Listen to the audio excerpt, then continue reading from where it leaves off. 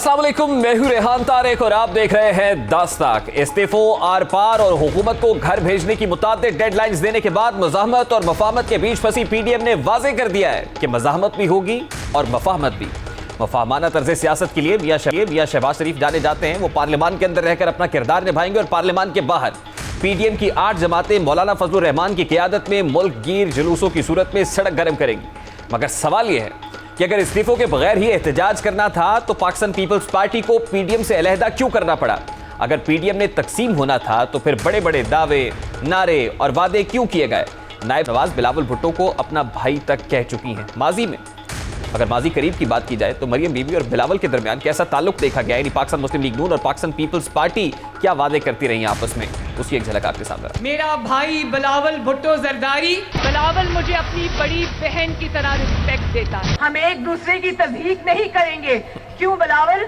बहन भाई का ऐसा रिश्ता बन गया था जो आज मैं और बिलावल निभा रहे हैं। और बिलावल, आओ मिलके आज ये वादा करें कि हम इंतखाबी मैदान में लड़ेंगे लेकिन आपस में नहीं लड़ेंगे। इंशाअल्लाह ताला इज्जत करेंगे एक दूसरे की।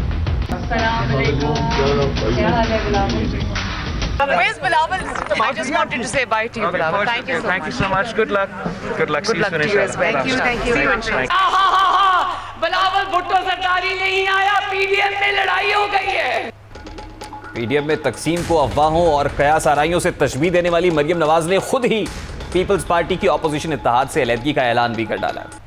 पीपल्स पार्टी अब पीडीएम का हिस्सा नहीं है और मेरा हदफ भी नहीं है, इसलिए बार बार अगर मुझे काइंडली इस सवाल में ना उलझाया जाए। मरियम नवाज ने वाजे कर दिया, उनसे सवाल पूछा गया पाकिस्तान पीपल्स पार्टी की पीडीएम में मौजूदगी से मुताल्लिक, तो उन्होंने कहा कि पाकिस्तान पीपल्स पार्टी पीडीएम का हिस्सा नहीं है, उनसे यह सवाल बार बार ना पूछा जाए। मरियम नवाज से जब पूछा गया कि मज़ाहमत होगी या फिर मफाहमत होगी, तो जवाब में मरियम नवाज ने वाजे कर दिया कि मज़ाहमत होगी तो मफाहमत होगी। अगर मज़ाहमत होगी तो मुफाहमत होगी। Power talks to power. Power जो है वो कमज़ोरी से बात नहीं करती। जहाँ आपने कमज़ोरी दिखाई वहाँ आपका दुश्मन आप पे अटैक करे। ट्रे में रख के आपको कभी कोई चीज़ नहीं मिलती, आपको अपना हक लड़के लेना पड़ता है, छीन के लेना। माजी करीब में मफाहमत की बातें ना करने वाली और नो लिफ्ट का बोर्ड लगाने वाली मरियम नवाज साहिबा कह रही हैं कि मज़ाहमत होगी और फिर अल्टीमेटली मफाहमत होगी। सवाल यह है कि मफाहमत के दौरान बात किससे होगी, ये मफाहमत होगी किससे?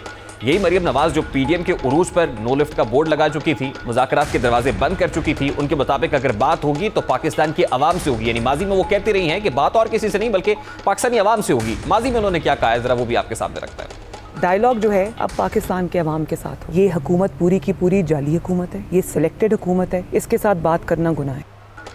अब मज़ाहमत को मफाहमत के लिए इस्तेमाल करने वाली मुस्लिम लीग नून मफाहमत किससे करेगी, बात किससे होगी, मामलात किससे तय होंगे, कौन होगा जो स्टेक होल्डर होगा, इस तमाम तर मामले पर बात करेंगे। इस वक्त chairman public accounts committee Pakistan Muslim League Noon के मरकजी रहनुमा राना तनवीर हुसैन साहब ने भी ज्वाइन किया है। अस्सलाम वालेकुम राना साहब, बहुत बहुत शुक्रिया आपके वक्त के लिए। राना साहब, आगाज में तो बड़ा सादा सा सवाल है, जब पीडीएम ने 4 जुलाई से मुल्क की एहतजाजों का सिलसिला शुरू करने का इरादा कर लिया है, जल्द से जुलूस होंगे, यही बात तो पाकिस्तान पीपल्स पार्टी भी कर रही थी, तो फिर आपने उसे इस्तीफों से मशरूत क्यों किया? क्या इसका मकसद सिर्फ पाकिस्तान पीपल्स पार्टी को पीडीएम से निकाल बार करना था? जो बात आप कर रहे हैं वो उसमें बड़ी क्लियर बात है कि इस्तीफों के मुतालिक तो बड़े सीरियस थे, ये नहीं था कि वैसे हम कह रहे थे। हमारा पॉइंट जो था वो बड़ा वैलिड पॉइंट था कि लॉन्ग मार्च के साथ अगर क्लब कर लें रिजनेशन जो है तो उसके साथ गवर्नमेंट का ठहरना बड़ा मुश्किल है। अगर हम 150 प्लस जितने भी हम हैं, 156 हैं, 154 हैं, वो रिज़ाइन करें तो दूसरी असम्बलियों से भी करें, पंजाब असम्बली से दाएं बाएं, तो फिर मुश्किल हो जाएगा। अब पीपल्स पार्टी ने जब उससे थोड़ा सा डेविएट किया कि नहीं दूसरा रास्ता अख्तियार करना है वोट ऑफ नो कॉन्फिडेंस का, तो उसका इस्तीफ़ों की जो यूटिलिटी थी जो हम करना चाहते थे, हमारे अगर हम 90 प्लस को दे भी दें रिज़ाइन तो मेरा हाल उससे बात नहीं बनती। वो नहीं जो हमारा प्रोग्राम था कि गवर्नमेंट चली जाए या गवर्नमेंट ख़त्म हो जाए, वो मुश्किल है। तो मैं समझता हूँ कि इस वजह से, वरना रिजाइन के लिए हमें कोई एसिटेशन नहीं थी। सर, देखिए इजलास में लेट्स एग्री टू डिसएग्री होता है ना, या तो मान लिया जाता है या मना लिया जाता है।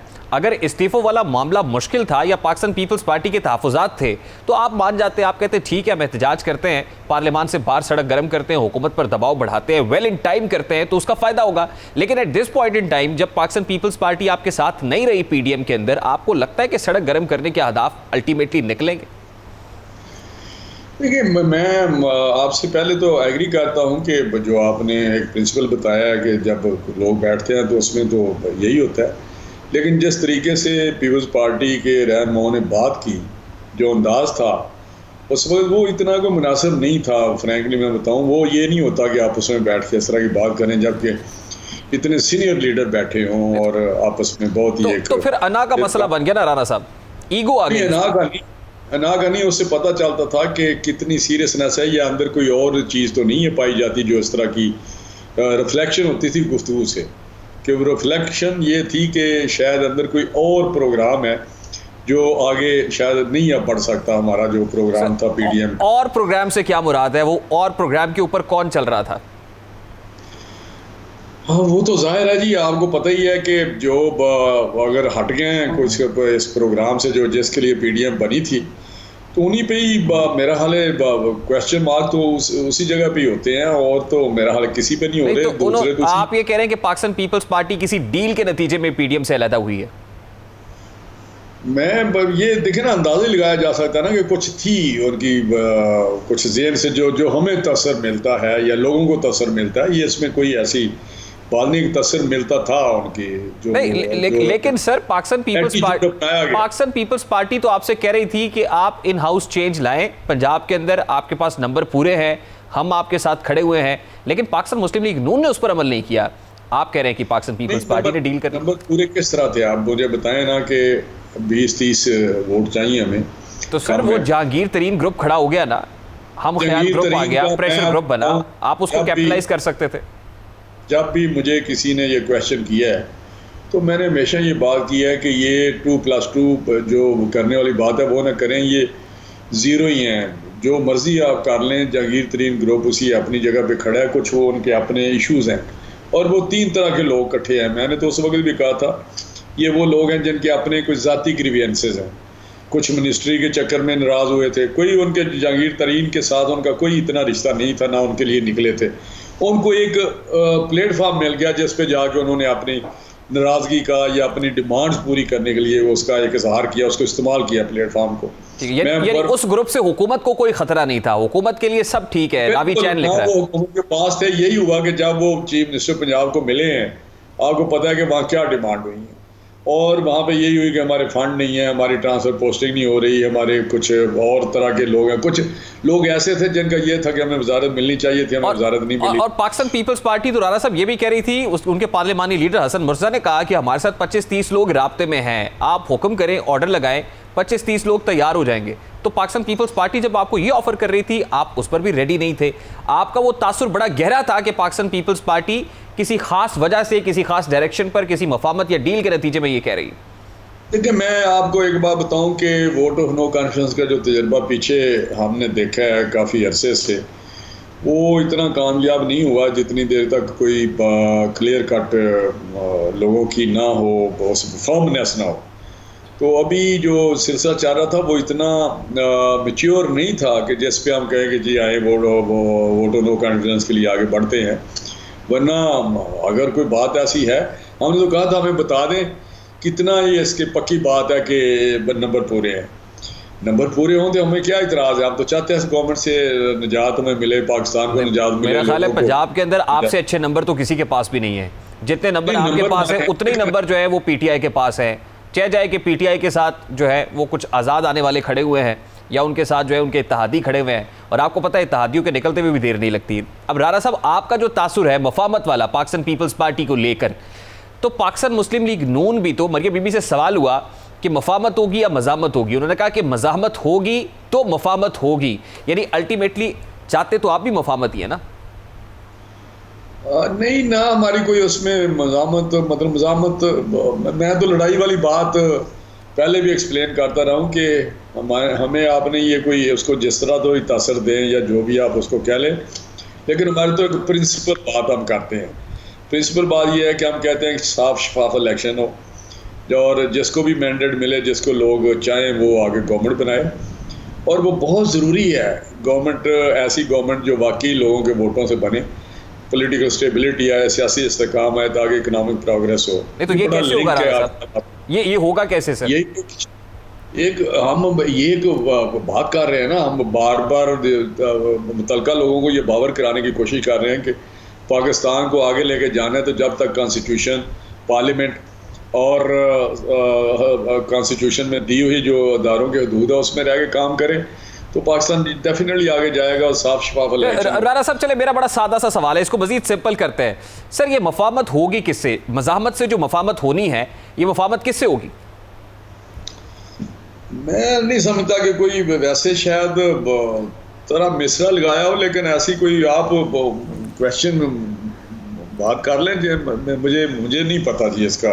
लेकिन मैंने जो बात की है वो एक बेसिक बात है कि हम चाहते हैं कि ये चीज़ें हों, एक साफ शफाफ इलेक्शन पाकिस्तान में होना चाहिए। चले, हो सकता है सर कि मरियम बीबी जो है उन्होंने काफ़िया मिलाया हो, लेकिन शहबाज शरीफ साहब ने जो कहा कि कौमी मफाद में इस वक्त मफामत ही है और इसके लिए अगर उन्हें बड़े मियाँ साहब के पाँव भी पकड़ने पड़े तो गुरेज नहीं करेंगे, तो इसका मतलब ये है कि अल्टीमेटली तो पाकिस्तान मुस्लिम लीग नून मफामत के रास्ते पर ही चल रही है ना सर? नहीं, उनका भी ये मकसद नहीं है। ये मकसद है कि जो भी अदारे हैं, मोतबर अदारे हैं, उनके सारे स्टेक होल्डर बैठे और ये जो डायलॉग की बात होती है, नेशनल डायलॉग की, या एक बात करते रहे हैं शायद खान साहब भी कि भाई स्टेक होल्डर सारे बैठे और बैठ के अपने अपने आइंदा के लिए जो मामलात हैं वो तय करें और अपने अपने हदूद में काम करें। चले खैर, ये तो आपने एग्री किया ना सर कि तमाम तर स्टेक होल्डर्स बैठे और आप जिसको प्रोमिनेंट स्टेक होल्डर समझते हैं उसकी तरफ आपने इशारा भी किया है। तो मरियम बीबी जो पहले कहा करती थी कि अब बात नहीं होगी, अब तमाम तर दरवाजे बंद हो गए, अगर बात होगी तो पाकिस्तानी अवाम से होगी, तो अब तो इसका मतलब है कि कहीं ना कहीं स्टांस के अंदर फ्लेक्सिबिलिटी है कि लोगों को बिठाया जाए, स्टेक होल्डर्स बैठे, उनसे बात करें और बातें करके मामलात को तय कर लिया जाए।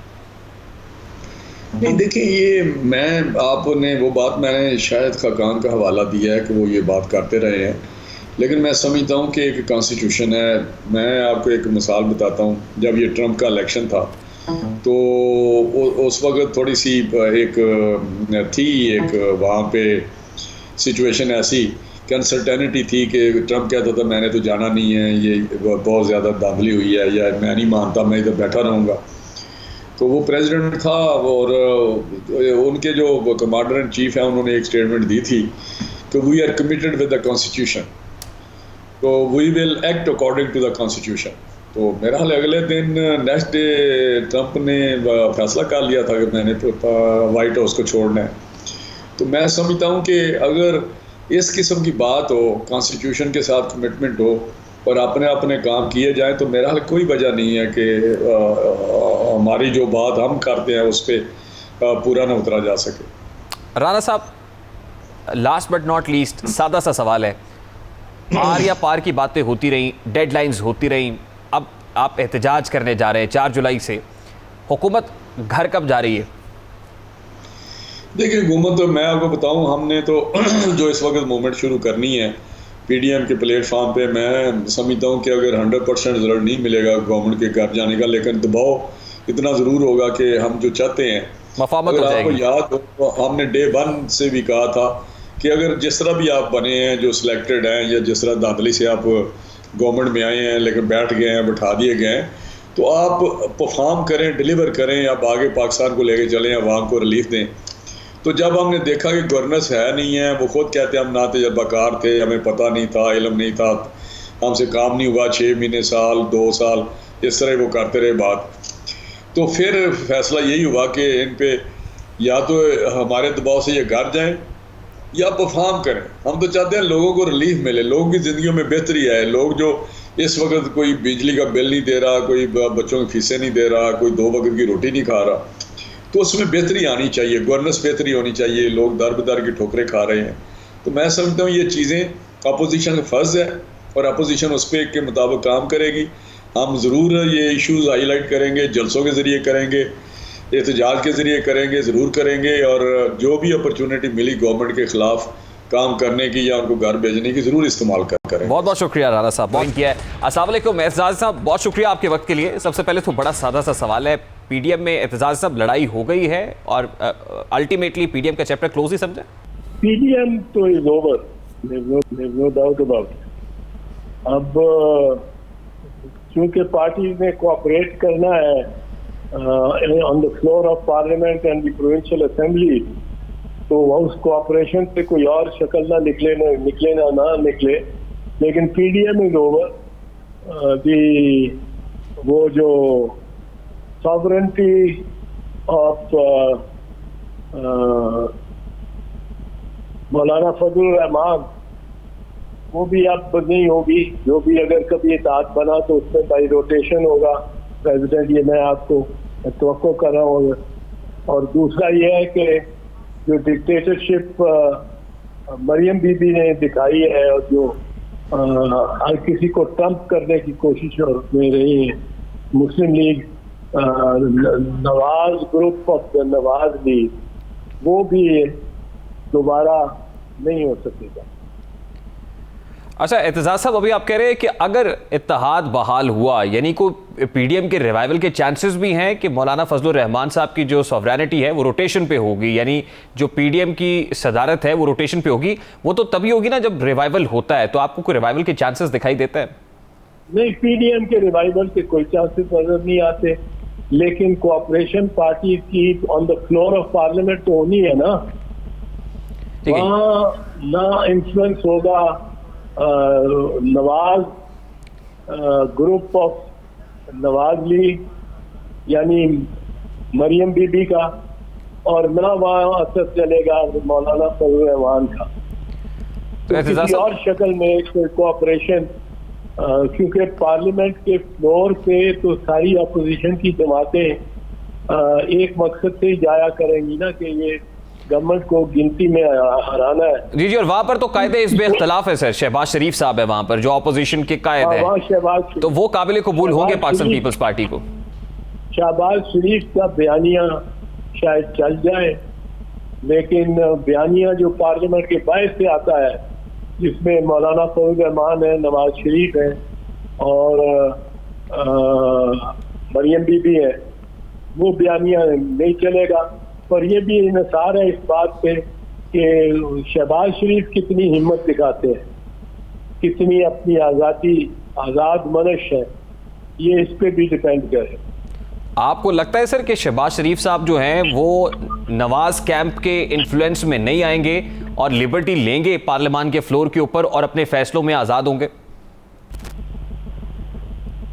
देखिए, ये भी इनके भी रास्ते रहते हैं, आखिरकार बुरके पहन के और जाते रहे हैं, तो बहुत कुछ कर सकते हैं, करना चाहे तो बहुत कुछ कर सकते हैं।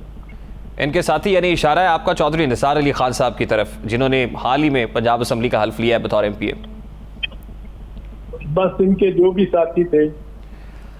लेकिन एतजाज साहब, दूसरी तरफ पाकिस्तान पीपल्स पार्टी के ऊपर भी तो इसी तरह का एलिगेशन लगाया जाता है, यानी वो जो नवाज कैंप है पीडीएम के अंदर, वो ये कहता है कि पाकिस्तान पीपल्स पार्टी जो है उसने अपनी मफाहमाना तर्ज सियासत के जरिए से कुछ ना कुछ गेन करने की कोशिश की है, जिससे पीडीएम की कोशिशों को ठेस पहुंची है, नुकसान पहुंचा है। भाई, हमारे तो सैयद खुर्शीद शाह की बेल नहीं हो रही, 2 साल में हो गए हैं, कुछ उसके खिलाफ साबित नहीं हुआ। इनकी तो सबकी जमानतें, और जमानतें ही नहीं, जमानत पे सजा हुई और मुल्क से बाहर जाने की इतनी ज्यादा, इससे ज्यादा डील क्या होगी पड़ी जो पाकिस्तान की या बड़े सगीर की तारीख में या किसी ना बरतानिया की तारीख में मुमकिन नहीं हुआ, जो अमेरिका की तारीख में मुमकिन नहीं हुआ कि सजा याफ्ता कैदी को, वो जो बड़े ह्यूमन राइट्स वाले मुल्क है, कि उसको मुल्क से बाहर जाने दिया जाए और फिर वो मफरूर हो जाए, दूसरा भाई फिर भी कोशिश करे कि मुझे भी दो भाई, और बीबी भी सजा याफ्ता हो और वो जलसे जुलूस करती फिरे। ये हमें तो ऐसी इजाजत कभी नहीं मिली, कभी भी नहीं मिली।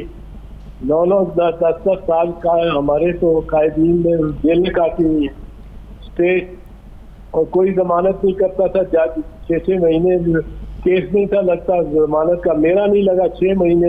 एतजाज साहब, लेकिन इस रवैये से तो हुकूमती बयानिए को तकवीयत मिली है, मतलब हुकूमत जाती हुई दिखाई तो नहीं दे रही है, हुकूमत तो दिन ब दिन तगड़ी हो रही है। जीडीपी अगर 4% एक्सपेक्ट कर रहे हैं, कुछ लोग कह रहे हैं कि 5 होगी, फिर 6% तक चली जाएगी, तो हुकूमत is taking of ultimately sir. नहीं, हुकूमत तो मेरा ख्याल है अपने बोझ तले खुद गिरेगी, पर बहरहाल इसका नुकसान तो यकीनन हुआ है। हमने तो पीपल्स पार्टी तो पीडीएम बनाने वाली थी, तो पीडीएम ने हर राह वो चुनना शुरू की जो कि इरेशनल थी, जो कि आकबत नाम देश थी। मिसाल के तौर पे कि इस्तीफे दे दो, भाई इस्तीफे दे दो, तो ये इस वक्त खाली पड़ा होता।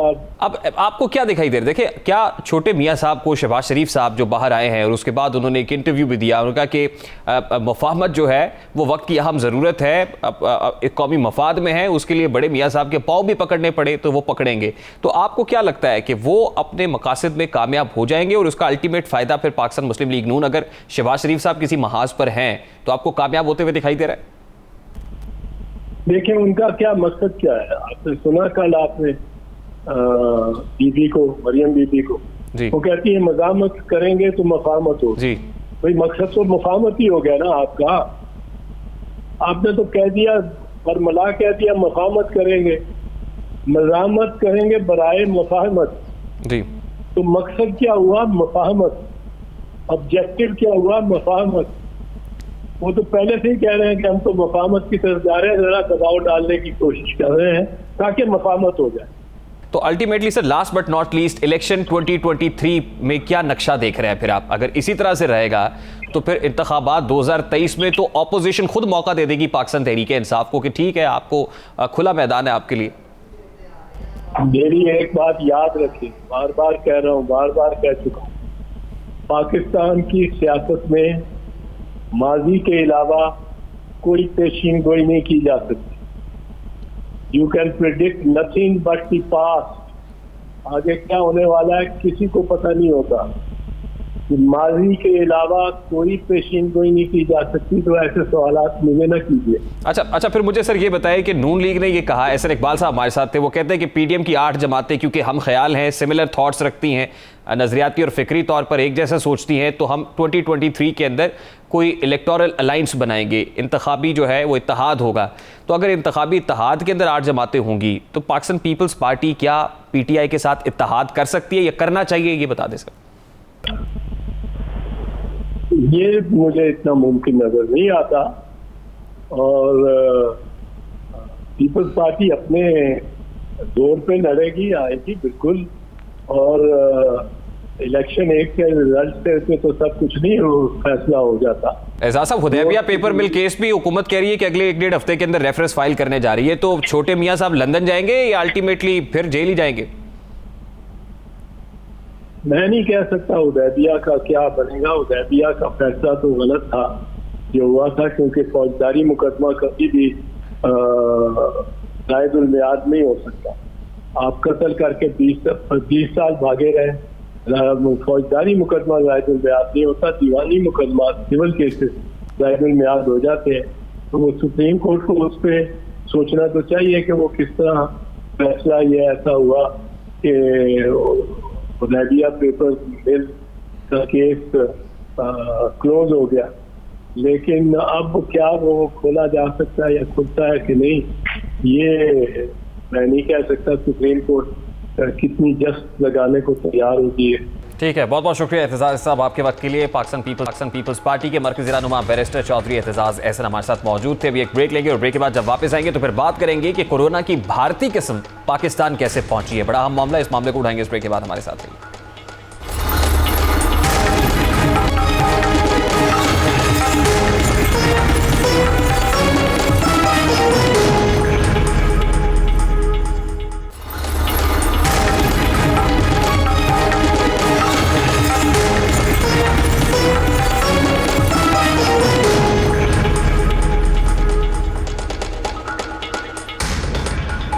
Welcome back. पाकिस्तान में कोरोना केसेस की तादाद कम होने जा रही थी, लेकिन मसाइल अभी ख़त्म नहीं हुए हैं।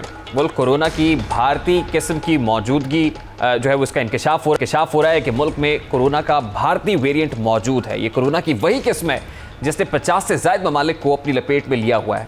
वायरस की भारतीय किस्म की मुंतकिली की शरह 60% है और कोरोना की भारतीय किस्म डबल म्यूटेंट कहलाती है, जिसमें वायरस की 2 अलग शक्ल की किस्में मिलकर इसी वायरस को तश्कील देती हैं। भारत में फैलने वाला double mutant corona virus California, बरतानिया और जनूबी अफ्रीका में पाई गई कोरोना वायरस की नई इकसाम से मिलकर बना है। कोरोना की नई इकसाम से कोरोना मरीजों की हालत 3 या 4 रोज में तशवीशनाक हो जाती है। वजारत सेहत के मुताबिक एयरपोर्ट पर स्क्रीनिंग के दौरान आज़ाद कश्मीर की 39 साला शहरी में भारतीय किस्म की तस्दीक हुई है, जिसे सरकारी क्वारंटीन सेंटर में रखा गया। बादजा इसे घर रवाना कर दिया गया। हुकूमत की जानिब से बैरून मुल्क से परवाजों को महदूद किए जाने के दावे किए जा रहे हैं, ताहम इसके बावजूद रोजाना तकरीबन 12,000 मुसाफिर पाकिस्तान आ रहे हैं। कोरोना की भारतीय किस्म का मरीज भी खलीजी मुल्क से पाकिस्तान आया। आज कोरोना की भारतीय किस्म के 4 मजीद मरीज सामने आए हैं, जिनका ताल्लुक सूबा सिंध से है। माहिरीन के मुताबिक कोरोना की भारतीय किस्म पाकिस्तान के लिए इंतहाई खतरनाक हो सकती है। इस किस्म की मुतासरीन की तादाद में तेजी से इजाफा होता है, जबकि कोरोना की इस किस्म में शरह अमवात भी खतरनाक हद तक बढ़ जाती हैं। पाकिस्तान और भारत के ज़्यादातर शहरी क्योंकि खलीजी ममालिक में हैं, गल्फ़ में काम करते हैं, वो पाकिस्तान आते जाते हैं, इसलिए हुकूमत पाकिस्तान को इस पर बहुत विजिलेंट रहना पड़ेगा। बड़ी होशियारी के साथ, समझदारी के साथ काम करना होगा, अदरवाइज सूरत हाल बिगड़ सकती है और चौथी वेव की तरफ भी हम बढ़ सकते हैं। सवालात बहुत सारे हैं। ऐसे में हुकूमत पाकिस्तान क्या कर रही है? वजारत सेहत की तरफ से तो क्लेम किया जा रहा है कि जो भारतीय शक्ल का वायरस है उसकी मौजूदगी का एक केस जो है वो पाकिस्तान में पाया जाता है, लेकिन जो मज़ीद 3 केसेस सिंध के अंदर रिपोर्ट हो रहे हैं, अगर मज़ीद फैलता है तो कितनी बड़ी मुश्किल में पड़ जाएगी हुकूमत पाकिस्तान। ऐसे तमाम तर सवालात का जवाब देने की कोशिश करेंगे। इस वक्त वफाकी सेक्रेटरी सेहत पाकिस्तान तहरीक इंसाफ की रहनुमा डॉक्टर नौशीन हामिद हमारे साथ मौजूद है। अस्सलाम वालेकुम डॉक्टर साहब, बहुत बहुत शुक्रिया आपके वक्त के लिए। डॉक्टर साहब, सबसे पहले तो फरमाइएगा कि वजारत सेहत तो क्लेम कर रही है कि जो भारतीय वेरिएंट है कोरोना वायरस का, उसका एक केस पाकिस्तान में मौजूद है, लेकिन सिंध में मजीद 3 केसेस की मौजूदगी का पता चलाया गया है। तो अभी तक आपके आदाद शुमार क्या कह रहे हैं कि भारतीय वेरिएंट के कितने केसेस हैं पाकिस्तान में? सीरोलॉजिकली जो टेस्ट से प्रूव हुआ है वो अभी हमारे पास एक ही रिपोर्ट है जो NIH इस्लामाबाद ने जिसका रिजल्ट हमें दिया है। ये पैसेंजर आए थे कोई 2 हफ्ते पहले बाहर से और एयरपोर्ट पे इनका रैपिड एंटीजन टेस्ट कोविड का पॉजिटिव आया था, जिसकी वजह से इनका फिर ये जो वेरिएंट टेस्ट करने का जो सीरोलॉजिकल टेस्ट होता है उसका सैंपल लिया गया था। उसकी रिपोर्ट आने में कुछ दिन लगते हैं क्योंकि वो एक बड़ी स्टेनलेस प्रोसेस है और एक मुश्किल टेस्ट होते हैं। तो अब उसकी रिपोर्ट आई है तो वो अनाउंस किया। अभी तक और किसी कंफर्म्ड केस का जो कि सीरोलॉजिकल टेस्टिंग से कंफर्म हुआ वो हमारे पास अभी कोई अच्छा डॉक्टर साहब, ये पेशेंट बरास्ता दुबई पाकिस्तान पहुंचे और उसके बाद फिर अपनी फैमिली में जाने की इजाज़त मिली, दोस्त अहबाब से मिले हैं, इन कांटेक्ट रहे हैं लोगों से, ये कैसे हुआ? देखिए जी, उसूली तौर पे तो जिनका कोविड पॉजिटिव आता है एयरपोर्ट पे उनको बिल्कुल आइसोलेशन का कहा जाता है और उनको आइसोलेशन में रखा जाता है। अगर उन्होंने इसकी नहीं मानी है हुकूमत की दी हुई जो SOPs हैं तो मुझे इसके बारे में इल्म नहीं है, पर जहाँ तक मेरा इल्म है कि उनको आइसोलेशन में रखने को कहा गया था। तो डॉक्टर साहब, जहाँ तक ट्रैवल रिस्ट्रिक्शंस हैं, ख़ासतौर पे फ़्लाइट्स का मामला है, तो हुकूमत पाकिस्तान क्या इक़दामात कर रही है कि ये जो भारतीय वेरिएंट है और फिर साउथ अफ्रीकन वेरिएंट है इसके स्प्रेड को रोका जा सके, क्योंकि UK वेरिएंट से तुम ऑलरेडी निबर्द आजमाया? जी देखिए, इसके लिए जितनी हम लोग अपनी बना सकते थे इसके लिए एक तफरी हदायतनामा, उसमें यह था कि जी बोर्ड करने से पहले आपको अपना कोविड टेस्ट जो था नेगेटिव उसकी रिपोर्ट अपने साथ उनके पास मौजूद होती है तो उनको प्लेन पे बोर्ड करने दिया जाता है। उसके बाद जब वो पाकिस्तान पहुंचते हैं तो एयरपोर्ट के ऊपर डबल चेक होता है, चाहे उनके पास नेगेटिव रिपोर्ट भी हो फिर भी उनका यहाँ पे दोबारा से कोविड का टेस्ट होता है। और इसके अंदर कई हम लोगों को ऐसे केसेस मिले कि जिनके पास गो की नेगेटिव रिपोर्ट थी मगर यहाँ पर पॉजिटिव आया। एक्चुअली ये जो PCR टेस्ट इसकी रिपोर्ट वो लोग लेकर आ रहे थे, ये दुनिया में कहीं भी 100% जो है वो इफेक्टिव सही नहीं होती, इसमें फॉल्स नेगेटिव के चांसेस होते हैं। एक खास जी मैं इसी तरफ आना चाह रहा था कि इस तरह से जब फॉल्स नेगेटिव आता है तो बड़ी अनप्रेडिक्टेबिलिटी है, कुछ सर्टेनिटी के साथ तो आप नहीं कह सकते। तो फिर आपको नहीं लगता कि हमें अपनी ट्रैवल एडवाइजरी को फिर रिविजिट करना चाहिए और अभी रिस्ट्रिक्शन को बरकरार रखना चाहिए as far as Indian variant of COVID is concern या फिर साउथ अफ्रीकन वेरिएंट की बात है? जी बिल्कुल, देखें जिस तरह से इंडिया से तो हर किस्म की डायरेक्ट ट्रैफिक जो है चाहे वो लैंड के थ्रू हो चाहे कुछ हो, उसके ऊपर तो बहुत स्ट्रॉन्ग चेक एंड बैलेंस पे और रिस्ट्रिक्शंस लगाई गई हैं। बाहर की भी जैसे आपको पता होगा कि 80% जो है वो फ्लाइट्स को कम किया गया था ताकि कम लोग अंदर आएँ और जो आए उनकी एक प्रॉपर चेकिंग के प्रॉपर टेस्टिंग के मैकेनिज्म के थ्रू वो गुजराएं। तो ये अपनी तरफ से तो हुकूमत में समझती हूँ कि जितना पॉसिबल है विजिलेंट होना उतने ये तमाम इक़दाम किए जा रहे हैं, मगर पूरी दुनिया में आप इन वेरिएंट्स की एंट्री को रोक नहीं सके, तमाम डेवलप कंट्रीज भी नहीं रोक सकी क्योंकि ये बार दफ़ा ये टेस्ट में नहीं मौजूद होता। तो बाकी जो पॉसिबल मेजर्स हैं वो मैं समझती हूँ कि हुकूमत ने तमाम के तमाम जो है पॉसिबल मेजर्स। देखिए, वैक्सीनेशन प्रोसेस तो काफ़ी गियर अप हुआ है, जो खुशायद इकदाम है, लेकिन अगर इस तरह के वेरिएंट्स आ जाते हैं, आपको याद होगा कि पहला केस पाकिस्तान में कराची में आया था, तफ्तान बॉर्डर के रास्ते से एक ज़ाहिर आए थे, लेकिन अब अगर ये इंडियन वेरिएंट स्प्रेड होता है खुदा न खास्ता और अनचेक्ड रहते हैं लोग, स्ट्रिक्ट कंप्लायंस नहीं होता है, लोग निकल जाते हैं, तो उसके बाद फिर ये वैक्सीन्स भी तो कारामद नहीं होंगी। बहुत सारे ऐसे हैं कि जो इंडियन वेरिएंट के ऊपर या अफ्रीकन पर कारामद उस तरह से इफेक्टिव नहीं है, तो फिर क्या करेंगे आप, क्या सोच रहे हैं? देखिए बिल्कुल, ये वायरस जो है ये म्यूटेट करता रहता है, ये अपनी फॉर्म चेंज करता रहता है, क्योंकि वो एक लिविंग ऑर्गेनिज्म है और वो अपने सर्वाइवल के लिए अपने आप को म्यूटेट करता है और अपनी शेप चेंज करता है। अभी तक जो बाकी वेरिएंट्स हैं उनके ऊपर तो जो डाटा हमारे पास है, ये दूसरी वैक्सीन इफेक्टिव थी। इंडियन वेरिएंट के लिए अभी हमारे पास बहुत ज़्यादा डाटा नहीं है, मगर मैं समझती हूँ कि अभी तक जो वैक्सीन बनी है वो इन वेरिएंट्स को कवर करेंगे। बहुत बहुत शुक्रिया डॉक्टर साहब आपके वक्त के लिए। वफाकी पार्लिमानी सेक्रेटरी साहब डॉक्टर नौशीन हामिद हमारे साथ मौजूद थी। अभी क्विक शॉर्ट ब्रेक लेंगे और ब्रेक के बाद जब वापस आएंगे तो फिर बात करेंगे कि फैसलों में ताखीर, अरबों का टीका, क्या पंजाब में सब अच्छा है, इस आप मामले को उठाएंगे। इस ब्रेक के बाद हमारे साथ रहिए।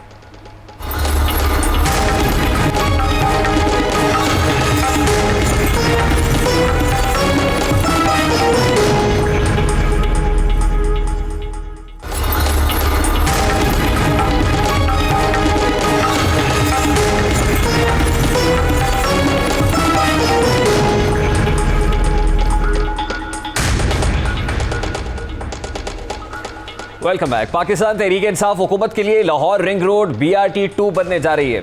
BRT की तरह ताखीरी हरबों काम में गैर संजीदगी के बायस रिंग रोड का साउदर्न लूप 3 यानी SL3 कौमी खजाने पर बोझ बन चुका है। फैसलों में ताखीर से 8 अरब से बनने वाले मंसूबे की लागत इस वक्त 12 अरब से तजावुज कर चुकी है। यूं मंसूबा शुरू होने से कबल ही कौमी खजाने को 4 अरब का टीका लगा दिया गया है। मंसूबे की एक ईंट भी नहीं लगी, लेकिन कौमी खजाने पर बोझ है कि मुसलसल जा रहा है। लूप 1 और लूप 2 जिसमें तेजी से मुकम्मल हुए, लूप 3 उतनी ही ज्यादा ताखीर में दिखाई दे रहा है। Lahore ring road motorway M2 और नेशनल हाईवे 5 को आपस में जोड़ती है। पंजाब हुकूमत ने अड्डा प्लॉट रायविंड से मुल्तान रोड तक 8.5 किलोमीटर तक रिंग रोड को वसअत देने का प्लान बनाया। इस मंसूबे को साउदर्न लूप 3 का नाम दिया गया। 2016 में यह मंसूबा पब्लिक प्राइवेट पार्टनरशिप यानी PPP मोड के तहत बनाने का फैसला किया गया, जिसकी लागत 25 बरस तक टोल टैक्स से पूरी होना थी। मंसूबे की इब्तदाई लागत 8 अरब रुपए लगाई गई। उस वक्त की हुकूमत ने निजी कंपनी के साथ मुआहिदा किया। यह मंसूबा भी ऑरेंज लाइन ट्रेन के साथ ही 1 बरस में मुकम्मल होना था, यानी इसकी कंप्लीशन डेडलाइन 1 बरस थी। साउदर्न लूप 3 का आगाज रायविंड रोड चौक अड्डा प्लॉट से होना था। बहरिया टाउन मेडिकल सोसाइटी से होते हुए इस सड़क ने मुल्तान रोड पर मराका के पास इख्तिताम पजीर होना था। इस रूट पर 2 इंटरचेंज, 3 पुल, 3 अंडरपासेस तामीर होना थे। साउदर्न लूप 3 का ट्रैक निजी हाउसिंग सोसाइटी से गुजरना था। मंसूबे से कबल ही निजी सोसाइटी ने अदालत से स्टे ऑर्डर ले लिया, यानी मामला लिटिगेशन का शिकार हो गया। अदालत ने रिंग रोड अथॉरिटी को हुक्म दिया कि वो मुतासरीन को 550 मिलियन मुआवजा अदा करे। इस हुक्म के बाद 2017 में स्टे खारिज कर दिया गया। स्टे ऑर्डर था, ये एक्सेल हो गया। इस तरह से अदालती फैसले और मुआवजे की अदायगी के बाद लाहौर रिंग रोड अथॉरिटी ने बड़े ऑपरेशन का आगाज किया। यानी जो ही अदालत की तरफ से गो हेड मिला, ग्रीन सिग्नल मिला, स्टे खारिज हुआ, तो उसके बाद हुकूमत ने बड़ी तेजी से इस पर अमल दरामद शुरू किया। ऑपरेशन का आगाज हुआ अक्टूबर 2018 में। उस वक्त के कमिश्नर लाहौर डॉक्टर मुस्तफा पराचा और डिप्टी कमिश्नर कैप्टन अनवारुल हक ने ऑपरेशन करते हुए 73 मकान, 4 प्लाजे और दीगर मकान गिराए। काम का आगाज हो चुका था, लेकिन पंजाब में हुकूमत भी बदल चुकी थी। नई पंजाब हुकूमत ने मुआहदे का असर नौ जायजा लेने का फैसला किया। नई हुकूमत ने दावा किया कि पब्लिक प्राइवेट पार्टनरशिप के इस मंसूबे में खामियां हैं। अब नया मंसूबा तैयार किया जाएगा। जो मंसूबा 8 अरब रुपए में होना था, नई हुकूमत ने नई कंपनी के साथ वही मंसूबा 10 अरब रुपए में बनाने का मुआहिदा किया। यानी साबिका हुकूमत ने 8 अरब में मुआहिदा किया, नई हुकूमत ने 10 अरब का मुआहिदा तय कर लिया। तामीर का मामला खटाई में पड़ जाने के बायस गुज़श्ता 3 सालों में मंसूबा शुरू के बावजूद तकरीबन 2 अरब रुपए का नुकसान हो चुका है। मंसूबा शुरू नहीं हुआ, लेकिन मजीद 2 अरब कौमी खजाने पर बोझ की सूरत पड़ गए। पंजाब हुकूमत ने 19 मार्च 2019 को मुआहिदे की मंजूरी दी। 30 अप्रैल को अखबारात में इश्तिहार दिया गया।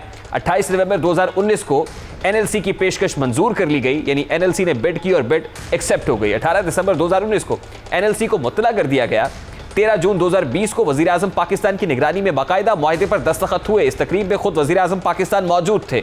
मंसूबा पब्लिक प्राइवेट पार्टनरशिप के तहत मुकम्मल होना था।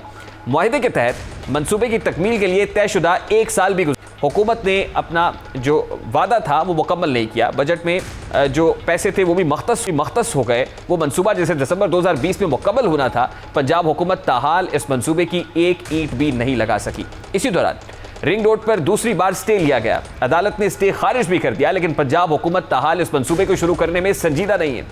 10 अरब रुपए के प्रोजेक्ट की लागत इस वक्त 12 अरब से तजावुज कर चुकी है। उसूली तौर पर लाहौर रिंग रोड के लूप नंबर 4 पर इस वक्त काम होना चाहिए था। लूप 3 से बात आगे बढ़नी चाहिए थी, लेकिन लूप 3 की तकमील भी ताहाल एक ख्वाब दिखाई दे रही है। सवाल यह है कि पंजाब हुकूमत रिंग रोड लूप 3 को शुरू क्यों नहीं करना चाहती है? लूप 3 की तामीर में रुकावट कौन है? रिंग रोड की तामीर से किसे फायदा पहुंचेगा? ज़राए के मुताबिक रावलपिंडी रिंग रोड मंसूबे की तरह इस मंसूबे पर भी ताखीर रूट तब्दील करने पर हुई है, यानी रीअलाइनमेंट के ऊपर डेडलॉक है। पंजाब हुकूमत मंसूबे के डिजाइन में तब्दीली चाहती थी, लेकिन लाहौर के 2 कमिश्नर्स इसकी राह में रुकावट बने, इस राह में हायल हुए। वसीम अकरम प्लस सरकार ने दोनों कमिश्नर्स डॉक्टर मुश्तबा पराचा और कैप्टन रिटायर्ड सैफ का तबादला कर दिया, लेकिन तबादलों के बावजूद रिंग रोड का मंसूबा शुरू नहीं हो सका। इस वक्त भी Lahore ring road authority Punjab हुकूमत से मंसूबा शुरू करने के लिए बार बार इजलास तलब करने का कह रही है। बार बार पंजाब हुकूमत को कहा जा रहा है कि इजलास बुलाया जाए, मगर बुज़दार सरकार अथॉरिटी की एक नहीं सुन रही है। ब्यूरोक्रेसी की कुर्बानी हुई है, यानी 2 ब्यूरोक्रेट्स कुर्बान हुए, 2 कमिश्नर्स को इसकी भेंट चढ़ाया गया, कानूनी पेचीदगियाँ खड़ी रहीं, बार बार रुकावटें डाली गई। यकीनन वज़ीर आज़म पाकिस्तान इमरान खान को इस मामले को ज़ाती है देखना होगा। पर्सनल कैपेसिटी में देखेंगे तो तभी लाहौर रिंग रोड अथॉरिटी का कोई इजलास बुलाया जाएगा, काउंसिल इजलास होगा, जिसके बाद साईं बुज़दार जो है वो इसकी इजाज़त देंगे, गो हेड मिलेगा, तो तभी अथॉरिटी इस पर काम करने जोगी होगी। मेरा ख्याल है वज़ीर आज़म इमरान खान साहब से एक बार फिर इस्तदा करेंगे, अपील करेंगे कि कौमी ख़जाने पर मज़ीद बोझ ना डाला जाए और जल्द अज जल्द इस मंसूबे को शुरू किया जाए, ताकि ये मुकम्मल हो सके और अवामी फलाह का मंसूबा कंप्लीशन को पहुँचेगा तो कॉमनर को फ़ायदा होगा। ये तो था आज का दस्तक। आपसे मुलाकात होगी इंशाअल्लाह कल। अपना रखिएगा ख्याल। अल्लाह हाफ़िज़।